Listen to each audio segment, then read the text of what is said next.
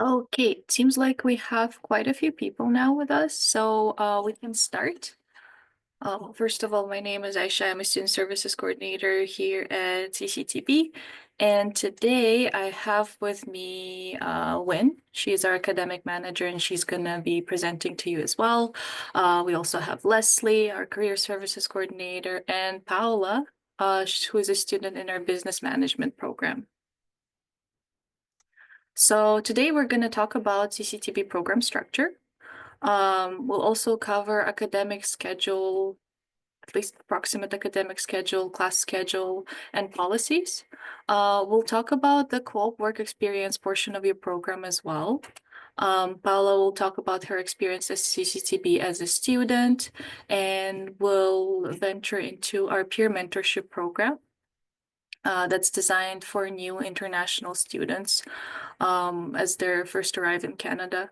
We'll talk about some future immediate steps that you might need to complete if you haven't already, and we'll have an open Q&A at the end. So I am gonna ask to please everyone make sure you're muted for the duration of the webinar until the open Q&A because all the noises might be distracting the speakers from what they're talking about. And of course, the session also will be being recorded. So the recording will be shared with you and the presentation slides will be shared with you as well. So now I'm just gonna pass it to Win.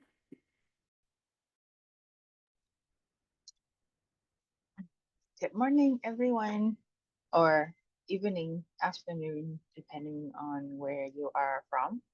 So I hope everyone is excited. I am super excited, but then when I'm too excited, I talk fast and talk a lot. So I'm trying to talk slower. So please, I hope I still can make the presentation excited and informative for you. So first of all, yes, let's talk about the program structure. So as you probably already know, your journey will include two parts, academic part and work placement part, or in short, we just call it co-op. And however, actually, even though it looks separate, but the work placement, the co-op part is basically a course for you. But instead of you going to school to study, you just go to a workplace. So the whole thing is like we continue studying and working for our future in a way. So talking about the academic part, so you will be attending classes in hybrid delivery, 50% online and 50% in person, which means let's say you will have 4 classes and you will have a total of 8 sessions. Just one course. Yeah, that's what I meant. One course, you will have 2 sessions per week. And so one session will be online and one will be on site. So at the same time, when you are doing the academic part, when you are studying, actually that is also a good time for you to start doing, I wouldn't call it work, but start to acquire relevant experience, like volunteers, like work on your personal projects or find a part-time job. The academic part and the work part, actually they're not that much separate because you can do both. You know, when you're studying, you can continue to improve yourself to look for a job, and when you go to co-op, you also continue to study. So they look separate, that they are basically provide you with the same value. And so depending on your program, you will have either 2 semesters in the academic portion and then 1 or 2 semesters in the co-op placement. And depending on your program, you can look at your program blends in your either, I believe it is in your letter of acceptance, but if it's not, later when you have access to your student portal, or later when you're here on campus, you can just come and ask us any questions that you are not clear about.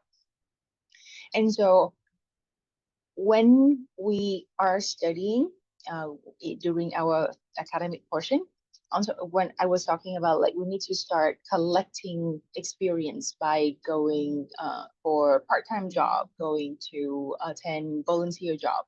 And also while still studying, we will also help you to start looking for co-op placement. And that actually start earlier than you think. Because it will be like 4 or 5 months before your placement start. Is this make sure that we have everything that we need. We are ready for the job placement, and so when we well prepare, is this better and easier for us to do anything, right? Um, when you go to co-op job, it's the co-op job will align with what you study, so you can also apply your knowledge in the field, and that's where you that's a little bit relate to what I shared with you earlier, that we will work and or like the working and the studying part is actually always being together. We will be in co-op, apply our knowledge, and also continue study and work. Well, and when I said the co-op part is another course, because when you're doing co-op, you don't just work. You still, because you will still be a student, so there will still be certain assignments, quote unquote, that you need to do. Like you still need to report your hours, you need to report your attendance, exactly like when you're in class setting, because that's the only way we know that you are at work, you present to work, and you complete all the hours to successfully complete your program. So that's basically the big picture of what you're gonna do when you are pursuing your diploma. So just one to summary. So you're gonna have the studying part and the co-op part. At the same time, we need to be actively looking for co-op, increase our employability when we are studying. So when it's time, we can just go out there and attack the market. So now let's focus on the academic portion, because I'm from the academic department, right? So talking about schedule, because everyone will want to know when I'm gonna study, what my schedule will be like. So first of all, our program is structured to follow a 14-week semester. And on the screen is an example of a standard semester. So you will see we have 14 weeks in total. In the 14 weeks, week 7 and week 14 is actually a break. So that break is designed for students to recover. I'm sorry, but what I meant is that you can take a short break from studying, so you can recharge, you can have some time for yourself, so that you feel refreshed. Just like a week, you have the weekend to recharge your energy. So the semester, you have a small break in the middle, so you can recharge and continue doing it. And then right before the break is when you do the exam. And between the semesters, you will have a 3-week break. Pretty standard. Yeah, yes, so it should be good. And then that is the program schedule. So it's the same thing for all semester. So all semester will be 14 weeks, 3 weeks semester break, and then next semester start. And yes, sorry, Aisha. Yeah, thank you. So that is the academic calendar. How about your own calendar? I realized that, sorry, I'm just, because that's not the most updated slide for some reason. It's okay, I'm gonna explain. ABC. Yeah. Okay. So your program schedule, your class schedule. Sorry, there's a glitch in my head. Your class schedule, you will have 4 days studying per week.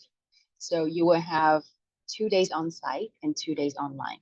So the reason why I said the schedule doesn't look very correct, because that's an old one. So actually, the example, you will also have the Thursday afternoon be online, because you're going to study 4 courses per semester. And this is just an example, okay? So I just want to repeat that and emphasize on that fact. This is an example. your schedule will not look like this. It may, but it may not. So your schedule will be sent to you about 2 or 3 weeks before your semester start, and you will know exactly when is your classes and like whether it will be on site or online. And if it's on site, which classroom is it? So that's an example for those of you who are studying business, hospitality, and digital marketing. How about tech? So our tech students, yeah, that's the right one. That's the right schedule. So sorry, maybe we didn't hide that slide. So yes, this is the right example again, but still, it's just an example. And please understand that it is preset and cannot be adjusted based on students' need. Like, I cannot take that class in the morning. I have to take that in the afternoon. We won't be able to do that. That's why we send you the schedule in advance so that you can plan your life accordingly. Like you have planned with your friends, you have you're attending other like sports, or you have your part-time job. So we send you that schedule in advance so that you can plan around it. Because at the end of the day, you are a student, so we still have to prioritize our studying.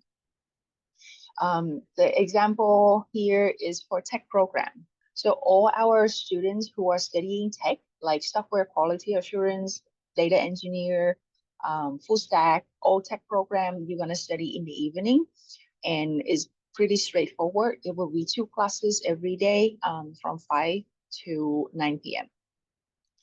This example show that you will have class from Monday to Thursday. There will be chances that your class will be on a Friday, but just keep in mind that we will not have class on Saturday and Sunday. So class can be any 4 days from Monday to Friday. We try not to have class on Friday, but because all our instructors are industry expert and they have their other projects and their availability is not that open. So we will have to assign depending on the classroom availabilities and instructors availability. And again, we will inform you the schedule in advance so you can plan accordingly. Yes, so just want to emphasize, you will receive your schedule by email 2 weeks before your class start, only if you satisfy all the enrollment requirements. And after the orientation here on campus with us, you will get access to Canvas. So Canvas is a learning management platform, which you're gonna log in and you're gonna have everything you need relating to your class. Like your schedule will be on it, your class materials. Later when you attend classes and you need to do quizzes, exam, everything, you will do it on Canvas. So just please remember that it's Canvas, not Canva. Some of you will be like, Canva, oh, I know that. No, Canva is a platform for you to design fun things. Canvas is a platform for you to study things, which is also fun, but not the same kind of fun. And if you have any question about like, hey, I received, let's say this schedule 2 weeks in before your semester start, I received this schedule and it's saying that my classroom number is 200. But then when you go to Canvas and you see that the schedule show that the classroom is room 202. So follow Canvas because that will always be the most updated class schedule. Because, you know, when we plan a month before the semester start, it was okay. But if there is anything, Canvas will be the fastest way for us to update rather than send email to everyone, because also you will not want your mailbox to be spammed with 100 emails per day, right? So just make sure if you have any question, check your Canvas, your class schedule. The most updated one will be on your Canvas. And your program calendar will be available on your student portal. So the program calendar will show you, like, let's say this semester you study these courses and when the next semester start and what are the courses. And that's the instruction. At the same time, our student portal is very user-friendly. You'll be able to navigate through it without any difficulty. So, yeah. So that's about schedule. So when talk about program schedule, we talk about class schedule. Those are the fun part. The not very fun part, we still have to address, which is academic policies. But I promise I'm not gonna make you fall asleep with all the policy. I'm just gonna go through the most important thing that you need to know. So first of all, it's 2025, everything is digital. So you need to bring your own device when you study, because we're gonna use the Canvas platform. You need to access your material, you need to do classwork during class. So you will have to have a laptop with you when you study here. You don't need a fancy laptop, you just need just a basic laptop, Windows 10, or I think it's 11 now. I don't even know, I'm too old for that. But don't use anything smaller than 13-inch screen, because it's just harder for you to navigate through.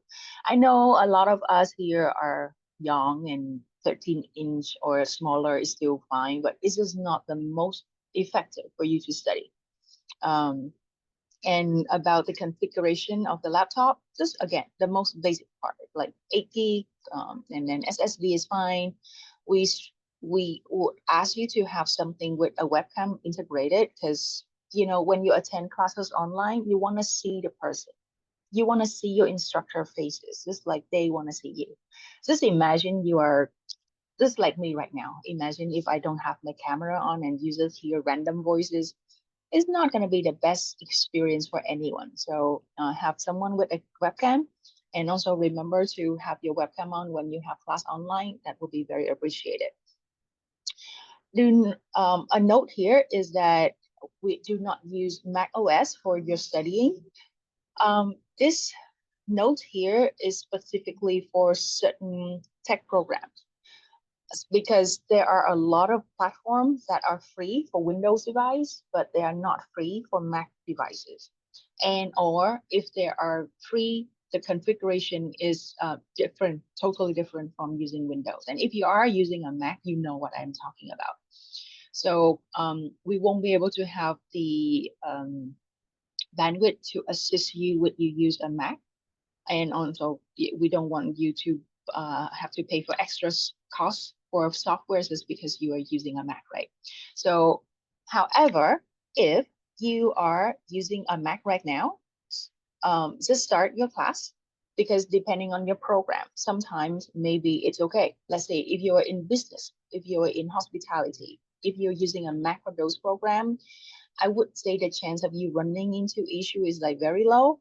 But if you are studying full stack or cybersecurity, depending on what you're going to do in class, you may have issue. So, but don't buy if you are using a Mac right now, don't buy a new one yet. Go to class, talk to the instructor. After a few classes, you will have a better idea of what to do and how we can navigate through it. Next slide.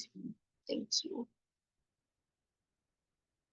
So when you're attending classes, there are two most important things that you have to be aware of. The first one is attendance, and the second one is grading. So talking about attendance, your passing attendance grade is 60%, which basically means that if you have 10 classes, you have to attend at least 6 to pass the class. The penalties for absenteeism will be, like, if you have low attendance the first time, you will receive a formal warning, a letter saying, hey, your attendance is low. You need to be very careful. If you have low attendance the second time, you will be placed on academic probation. And if you continue doing that, you will be dismissed from the program. So just make sure you attending class very frequently.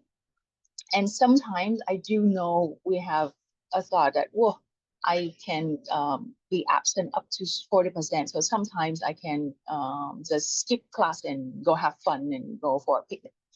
Well, remember, life, many times they don't happen the way you expect. You may have some urgent thing you have to deal with, or just simply have a cold. So your calculation may not work if those things happen. So, and also the being in class is not just for the sake of the attendance. You need to be in class so you can learn the best from the instructors, from your classmates, because the class activity learning experience is important. So we strongly encourage you to attend all classes, and only if you cannot attend class, then yeah, like if you are sick, yeah, no, we're not gonna make you go to class. So attendance, easy, 60%. How about grade? Grade is even easier. 50% is what you need to pass a course. So in order to fail a course, it's harder than to pass a course, because as long as you do what your instructor asks, you're gonna pass.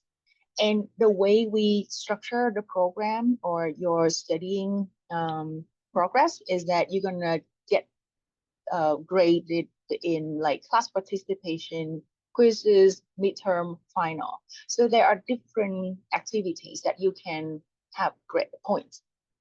So for you to fail, you literally have to like do nothing so that you fail.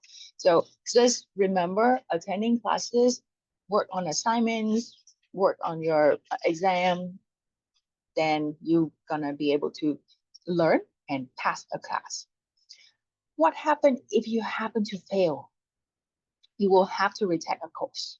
There's no other option. You have to retake a course so that you can successfully complete your program. And when you retake a course, you have to pay additional fee, which we call retake course fee. Well, we don't want to have additional expenses, right? So just make sure you attend class, you study well, so you can pass and don't have to pay for retake course fee. And when you fail the first time, you again will receive a warning letter indicating that, hey, you failed a course, now you're in probation. If you, I shall, thank you. And if you fail the second time continuously, you're going to be required to withdraw. So make sure that you do your best when you study.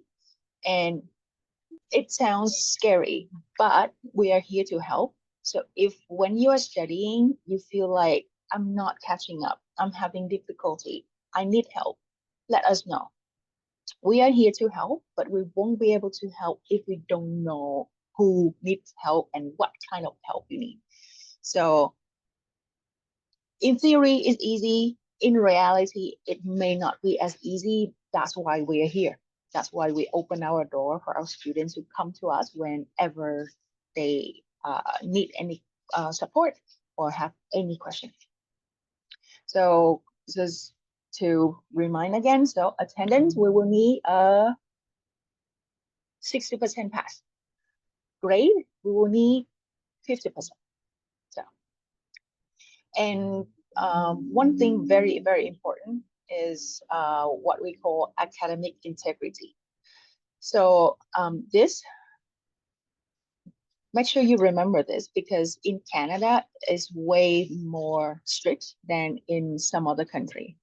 I'm originally from Southeast Asia, so the academic integrity is there, but it's not that strict. Thank you. And so in Canada, academic dishonesty is not tolerated, and especially in CCTB. So if we found a student cheating or plagiarism or have any academic misconduct, or they have any kind of fabrication, immediately the first offense, you will have a 0 grade. Like we're not gonna even we cannot, it's not that we don't want to, but we cannot even give you like no, this is my first time, I don't know. No, first offense, you have received a written warning. This will be saved in your student file and you will get 0 right away. If that happened again, you will have the fail grade for the course and a potential suspension. So just before we go further here, just want to explain a little bit that if you ever not sure about whether what I'm doing is correct, ask. Ask your instructors, ask us, admin team.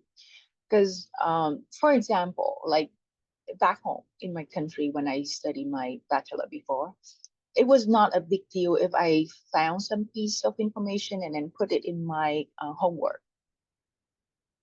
It was like if the teacher know, he'd be like, "Oh, you should have written this on your own," and then it will not be something serious.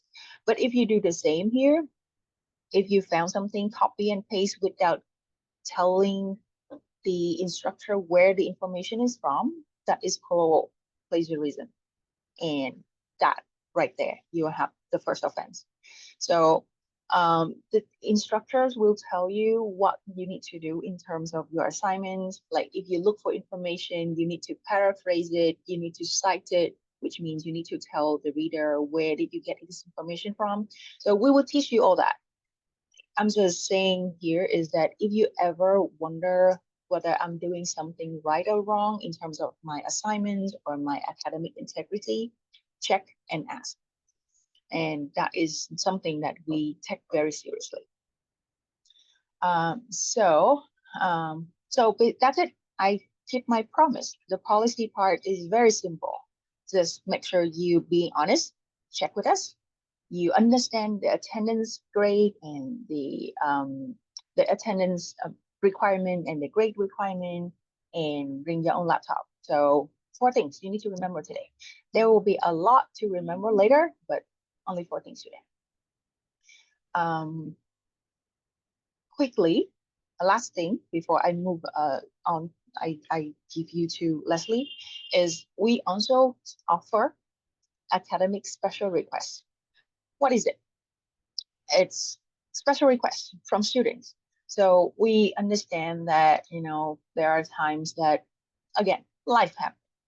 We get into some urgent issue, or we get sick, or we submit an assignment late.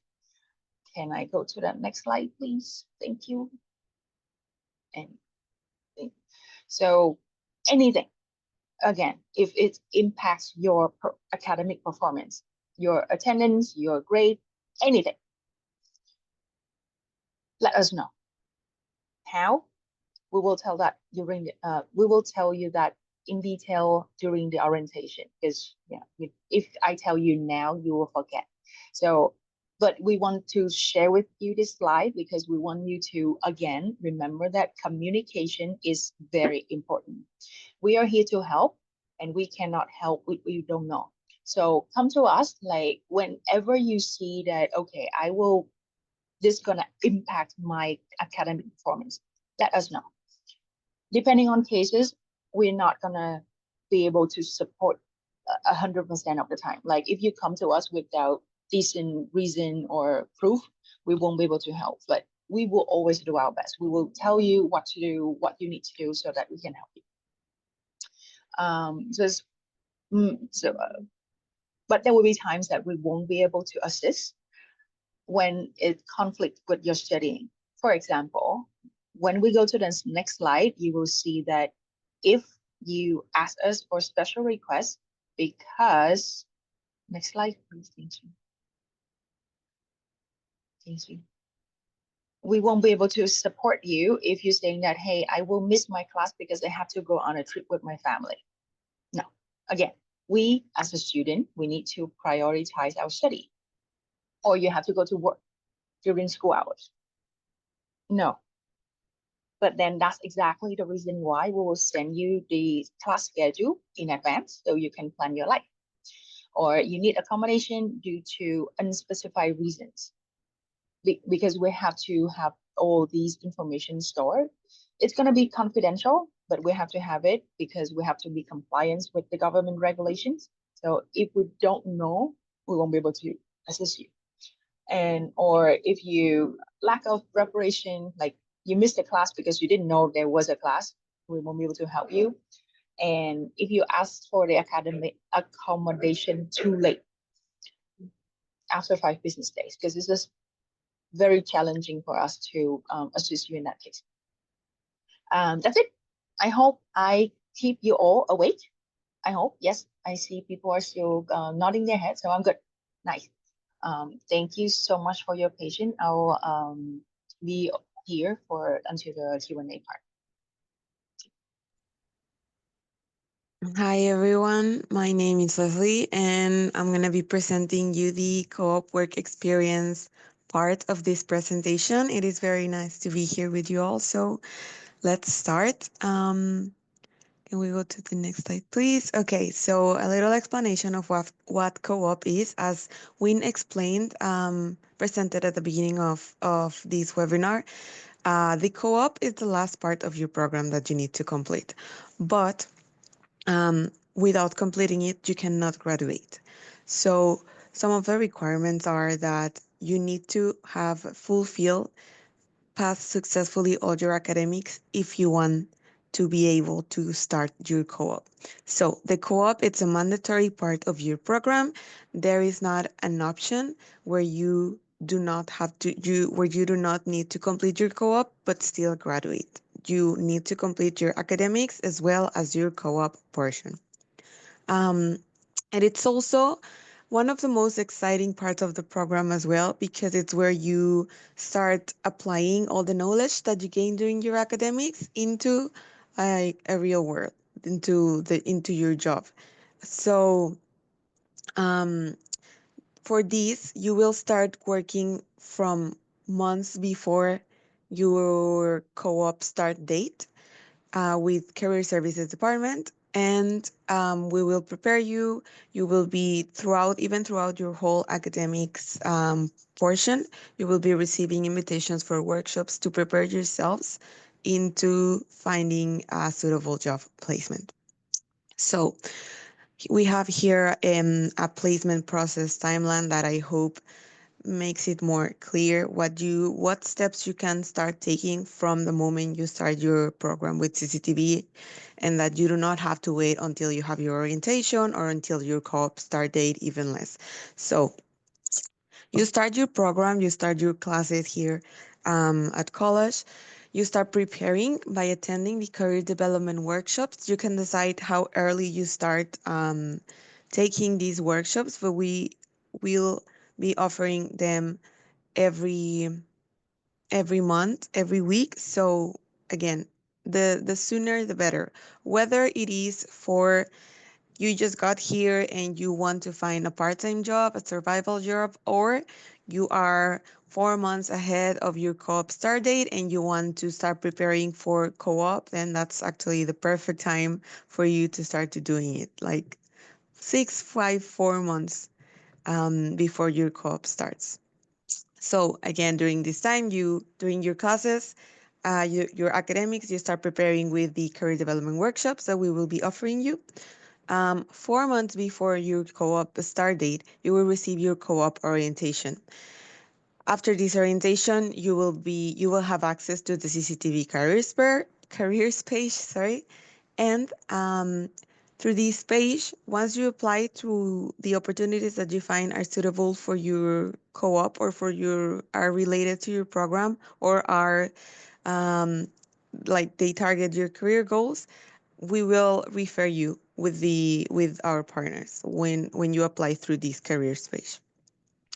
3 months before your co-op start date, this is the latest. Sometimes you might receive access to your co-op course in Canvas from the co-op orientation, but if not, the latest is 3 months. You will have access to this co-op work experience course in Canvas, and 1 week before, you will need to submit the work term agreement, which it's the document between it's as its name says, is the agreement between CCTV, yourself, and the company you will be working for, that they will allow you to work for the whole duration of your co-op, and that they will give you enough amount of hours for you to fulfill your co-op experience and to finish your program until your co-op start date.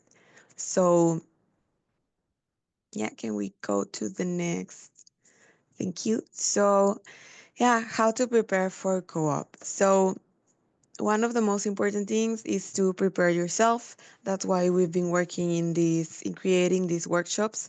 Um, Try to take advantage of all the sessions that we will be offering, not just from career services. Every department is constantly working in creating and offering workshops for students to be more prepared and to have more tools into going to the job market. So, and another important thing is that all the workshops, or most of the workshops that we offer here, are they are free. So you do not need to pay for anything. So that's a very good advantage, because if you go to other networking events or events outside, most of the times you will have to pay. So you can take advantage of all these tools that we will be giving you.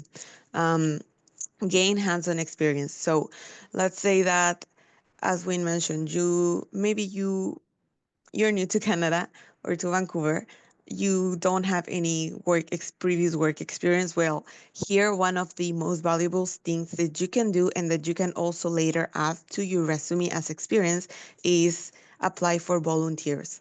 So even though these are unpaid opportunities, you will get not just the experience of having worked for a certain company or with certain people, but also you can get referrals from the people that you work with right there, or with from the people that you meet during that volunteer experience. Another very important thing is that you must encourage yourself to start networking, and that you can do it from the moment from where you're in classes. You do not need to wait for your pre-placement break before co-op, or you even less by the time your co-op starts. You can start networking, either attend networking events, learn how to use LinkedIn and optimize your profile. Again, all these things, we will be offering workshops for these, and just make sure to check every communication that CCTV sends to you regarding events, so that you don't miss any of these important tools that we will be giving you during this time. So um, I know it might be uncomfortable as an international student.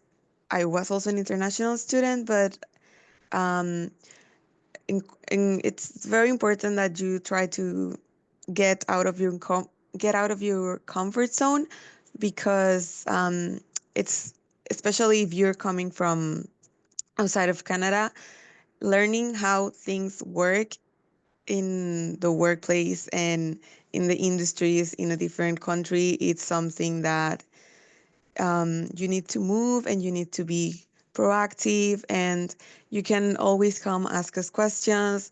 You can always reach out to us for asking, okay, so I would like to start networking, but I don't even know how to or where to go. You can always reach out to career services as well. It's don't be afraid of asking, because that's what we're here for. And I think it's also one of the things that we've noticed in the students. You might be afraid to ask, so we will try to do our best to assist you in every possible way, so that you're prepared enough to land and have the best work experience during your co-op.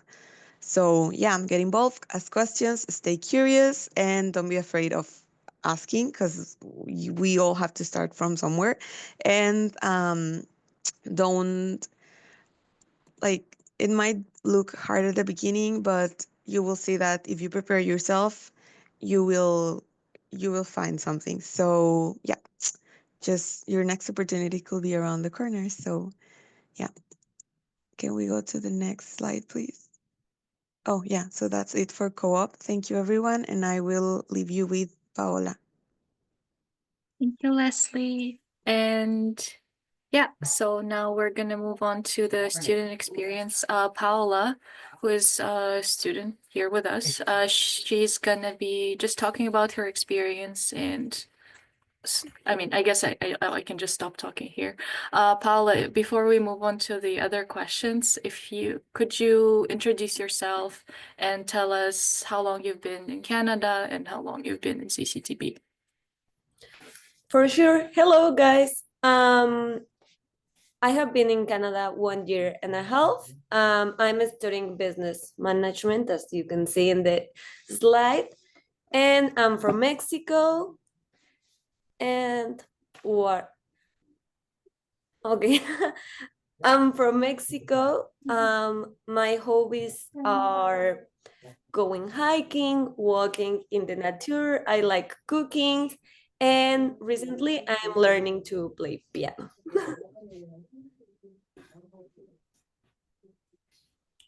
I really like that the courses are industry focused.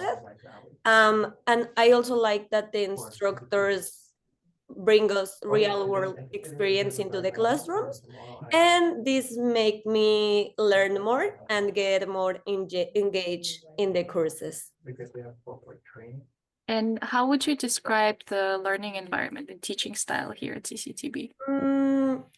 I feel like the environment is really supportive and interactive.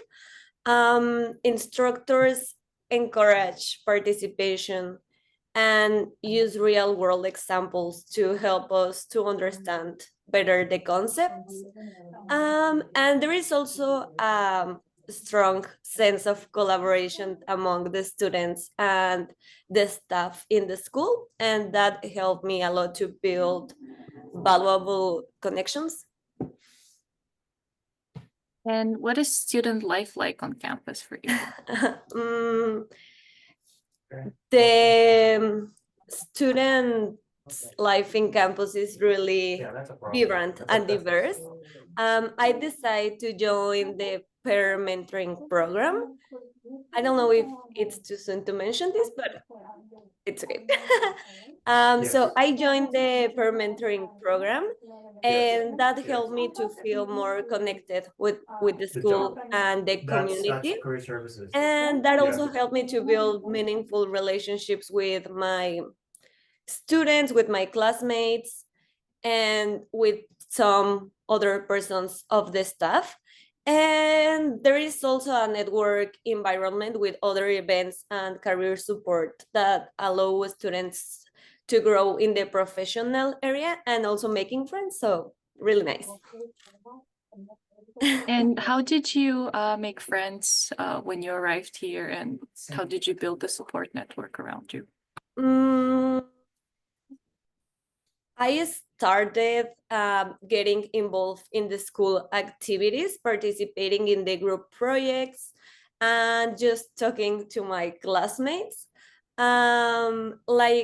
Like I mentioned, joining in different activities helped me to feel more connected with the community.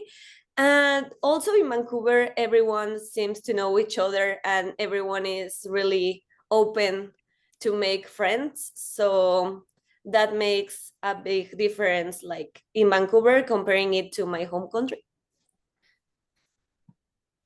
And what do you wish you knew before you started your first semester here? I wish I had known how to manage my time. I felt like it was a little bit challenging adapting me to the new city and being alone for first time. It was a little bit hard to manage my time. But when I started enjoying Vancouver, coordinating my schedule of the school, searching for a new job, and like in general coordinating, it helped me to have a different perspective and start enjoying the experience. And based on what you went through, what advice would you give to students who are just planning to begin their studies in Canada? Go for it. Do it. I feel like CCTV offers really good experience in learning and in building connections. In the professional area, I feel like the instructors and all the program helped me a lot to improve my skills. And at the beginning, it might feel a little bit challenging, but after some time, Vancouver makes me feel really happy and comfortable with the environment. So just go for it. Thank you, Paula. Well, guys, if you have any questions for Paula, she's gonna stay until the end of the webinar, so you'll be able to ask later. But in the meantime, since the peer mentorship program was mentioned, we're gonna talk about that. So peer mentorship program, it's designed for new students in their first semester, especially international students who have just arrived in Canada, in Vancouver, and are not yet, familiar with things. Maybe you arrive on your own and you don't know anyone around you yet. You don't have that informational resource that maybe an acquaintance or a friend who would be here for a long time would bring. So that's why if you do, it's not a mandatory program. We understand some might not be interested. Some, I've seen in the comments, there are some people who are already here in Vancouver quite a few months before your intake start date. So, yeah, so new students who do decide to sign up become mentees, and they get connected with more experienced students, peer mentors, for the whole duration of the first semester. So for you, for May intake, it would be from May 5th. You would actually get connected a little bit earlier, all the way until August. So what are some of the benefits of this program? So basically, the image of a peer mentor we had when we were creating this program is a big brother or sister, or friend who has been in Vancouver for quite some time, who can, show you around, be the person who you can go for, questions like, hey, where can I get, I don't know, the most delicious ramen? Where can I get a compass card? All things like that. So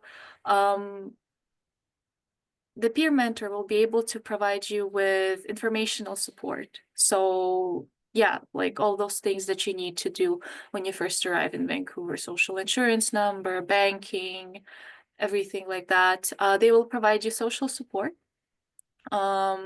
It can be quite lonely to be alone in the new place for the very first time.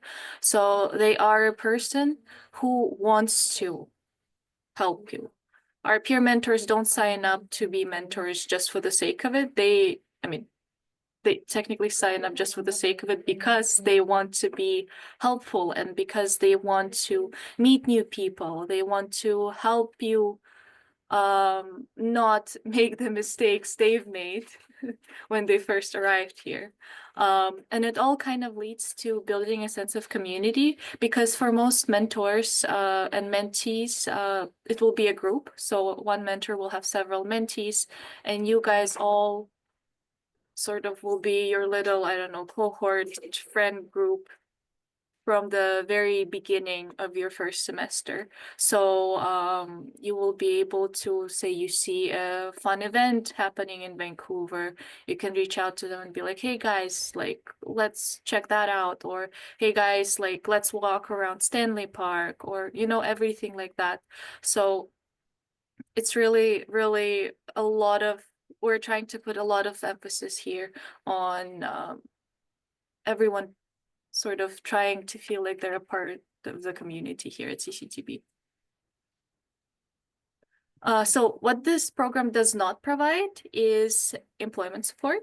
So, because our peer mentors are volunteers and they're also fellow students, a lot of them have different experience when it comes to employment. A lot of them come from different backgrounds. For example, Paula here is a business management student, and we probably someone who is in business management cannot help someone in cybersecurity to, with tips and tricks on how to find a job in that field. So that's one thing. And we do not put emphasis on academic tutoring. Of course, our peer mentors are usually the students who are proactive, who go to class, who get good grades, do all their assignments. But that's not the emphasis, especially because our peer mentors are volunteers. So we cannot really predict if we will have a peer mentor in a specific program for your intake.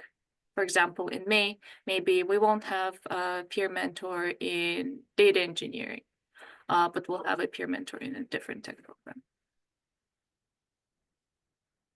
So how it works. basically, we will send you an email to sign up within a couple of days after the webinar. You should receive that email on Monday. It will just briefly explain what I just explained to you and have a link to the form to fill out. So yeah, if interested, you can fill out that form. You don't have to do it right now, honestly. We will still send you sort of reminders to how to sign up, what to do. And yeah, if you do fill it out by April 18, you will hear from your mentor at least a week before orientation. So it should be around April 25th that you hear from your mentor. And yeah, and then you will be receiving ongoing support from your mentor, maybe even from the mentees in your group as well. And you can just attend different events and activities with your mentor. This semester our mentors did an amazing activity.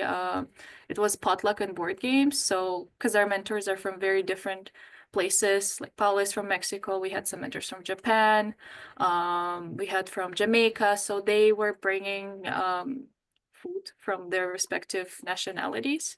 And yeah, both mentors and mentees really enjoyed that. So now we're moving into future steps.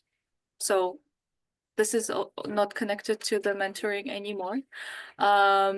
If you haven't already, make sure you confirm your enrollment acceptance on your student portal. Or if you don't have this option, this means that you haven't uploaded proof of visa application yet. So you'll need to upload that. Then we mentioned this in our last webinar, but we realized maybe a lot of you were not able to attend. But we do have a WhatsApp community for May 2025 students. So we really, really encourage you to join and ask your questions there. When you do submit a request, please make sure to read the group description. It will have explanation on how to join the chat, because by joining the community, you don't automatically join the chat. And please, please, please make sure to read group description, because we do have quite a few students who have applied, but then they are not able to join because they didn't read the group description, and it's very sad that they're not able to join because of that. So please read that. And yeah, that's it for the talking portion of this webinar. So if you have any questions, please use the raise hand feature to ask them. And yes, we'll be able to answer as many as possible in the next 3 to 5 minutes. I don't see any raised hands, but I see a question in the chat. I have a question. I can't join on the chit chat in question. I can't DM the number because it's not available in my country. You should be able to DM the number on WhatsApp. It shouldn't have the limitation of the country. Because it's an online chat. So I'm not really sure why it wouldn't be working for you.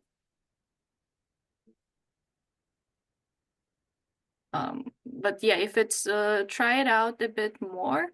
If it still doesn't work, just send an email to student services. I'll leave the email in the chat. Does anybody have any other questions? Alea, Josue?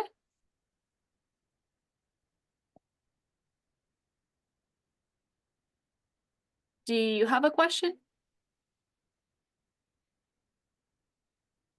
Or you're just unmuted?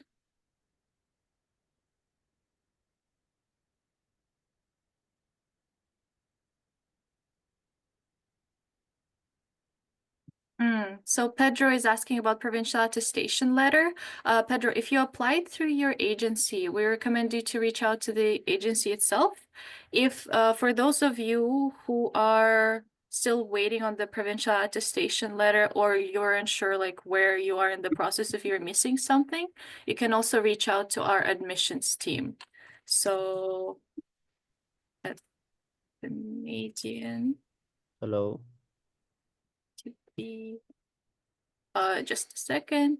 admission to Canadian CTB, for those who are not sure what's up with their provincial attestation letter. I saw Jainer was trying to ask a question. Yes, good morning.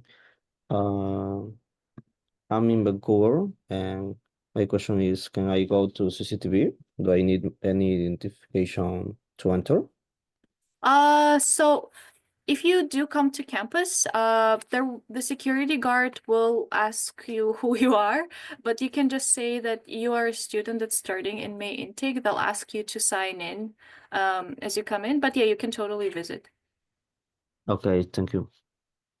No worries. And Santiago wrote a comment that he wants to ask about housing.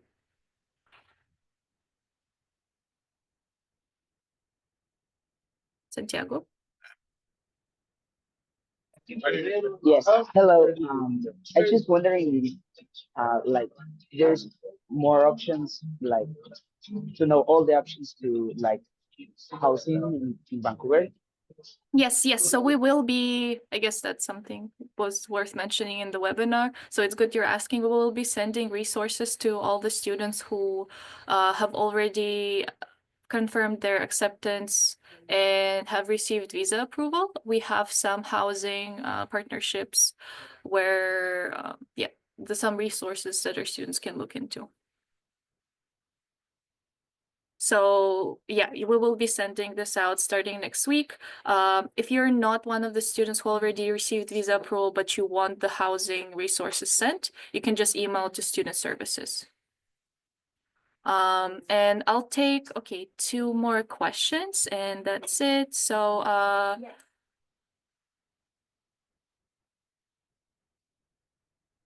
to join the mentors program, so if you want to be a mentee, you can, you technically can start enrolling upon the classes starting, but if you are, you can also sign up before. So we'll be sending the link on Monday, and students can start signing up to be a mentee starting Monday, but you will only be assigned to a mentor at the end of April. And I'll take one more question. Cheyenne had a question but didn't see the raise hand feature. So, and for all the other questions, I just encourage you guys to email student services and we will redirect you if we cannot answer that question. Cheyenne? Hi, can you hear me? Yep. Hi, sorry, I didn't see the feature. I just thought I'd throw a message in there. That's all right, yeah. I'm on the portal right now looking. I already asked student services. I just wanted to confirm.